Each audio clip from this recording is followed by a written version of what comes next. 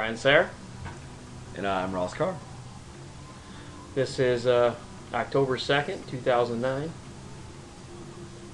We took part in a contest with the Haunted Hydro and 88.1 WBGU FM, that Air Paranormal Talk Radio.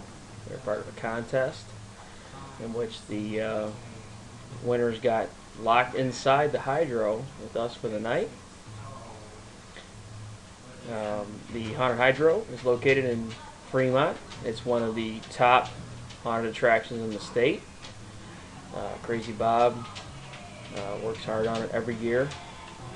And what you're seeing here is something new for this year called the Ghoulibration Dance. And yeah, the Haunted Hydro has been in operation for 20 years. This was their 20th anniversary. And we were honored to be included in the festivities for this evening, and that's what you're seeing right here. So once the Hydro shut down, we got to explore the shadows and the dark crevices of the Hydro and see what Toledo Haunted Occurrences Research could find. Toledo Haunted Occurrences Research was involved with 4 other investigators and Haley Comet from Dead Air. 4 contestant winners had called into the Dead Air radio program and won their way to this investigation. Here you see it's kind of getting things going here. Let me add to that the Haunted Hydro is a great place to visit even when it's in operation. It's also available for investigations.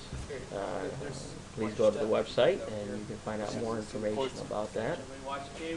Here you see us walking through and kind of avoiding some of our equipment. The cable is connected to some of our DVR system.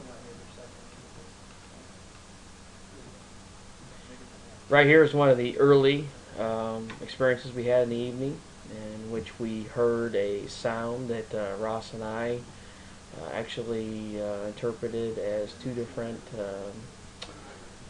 sounds. He heard more of a thump, I believe. I heard a scratching sound.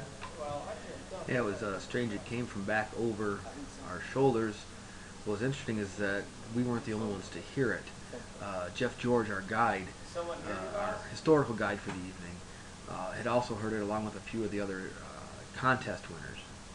So it was just pretty interesting that I heard it as a thump or a bump, Brian heard it as a scratch, and they never related what they had heard it as, but we'd all heard it, and we all heard it coming from the same direction. Like as Ross was just saying, that a lot of there's a lot of experiences, a lot of different phenomena associated with the Hydro that Jeff George told us about, and he's well versed in the history of the Hydro, and we were quite impressed with some of the background information he gave us. Now we're in the Queen's Room here. The Queen's Room has a history of a lot of activity in it. We spent some time in here, set up some cameras. One of the phenomenon that we experienced in here was temperature fluctuations. It wasn't anything significant, but everybody felt it, and it was probably anywhere from 3 to 5 degrees. Some of the temperature fluctuations. What was interesting is that it started off as kind of a cold spot down on the floor, and then it came in, and then it raised up to about mid-chest level. Here you kind of see us react to someone forgetting to shut off their cell phone. Just remember, whenever you're paranormal investigating or ghoulabrating, to turn off your cell phone. Very good. Yep, I'll agree with that. You can see me here. I'm working with our 4-in-1 environmental meter. Those of you that are fans of the movie 1408 will recognize that instrument. It was used in the movie. One of the things that we do on our investigations is we look at environmental readings, relative humidity, and temperature readings to give us an indication of paranormal activity. That instrument you see on my right hand, that's that watch.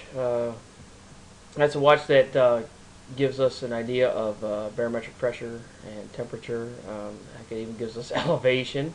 There you see our Borg lights, which our investigators so affectionately call them.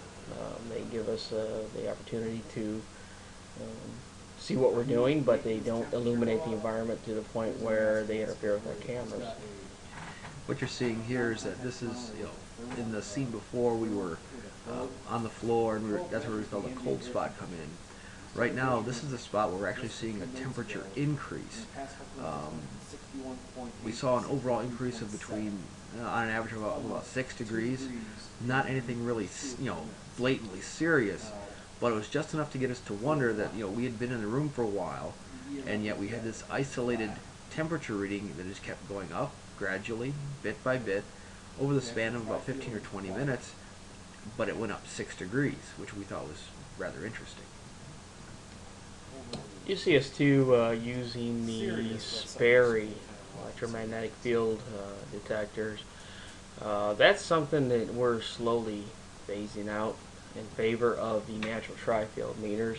We feel the natural tri-field meters give us a more accurate reading. They also give us a auditory response that the Sperry's don't give us. Also, we're starting to see that the Sperry's fall out of calibration much easier. There's a natural tri-field meter laying on the coffin, I guess you call it, of Ralph.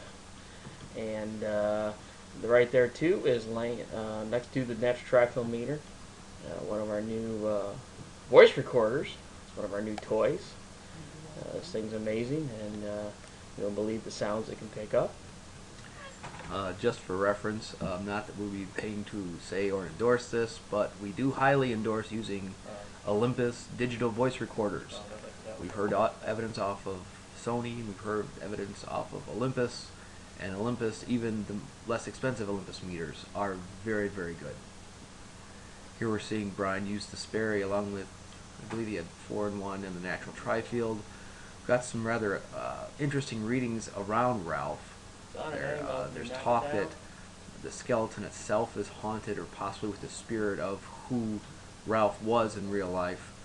And we got a couple substantial natural tri-field hits while they're talking with Ralph. And interesting that Brian was having almost a back and forth conversation with the meter.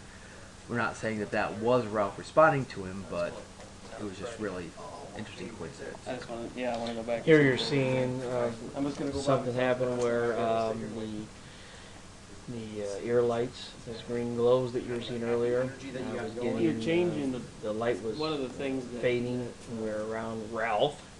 factors into I went back to by myself to see if I could get the ear light to well, once you start changing that energy field, kind of roll down. Who the old guy was that she kept passing in the hallway. And Laura said, old guy? She said, yeah, he's bald head, he wore these weird glasses that came out and went way around. And it was the guy that did the makeup for the Haunted Hydro, and he died 3 years ago. when did this happen? Hydro for the opportunity to come in. Just recently. Hopefully they'll have us back again in the near future. And once again, I'm Ross Carr. And I'm Ryan Sarah. And the Haunted Hydro rocks, and we are Toledo Haunted Occurrences Research. Yeah,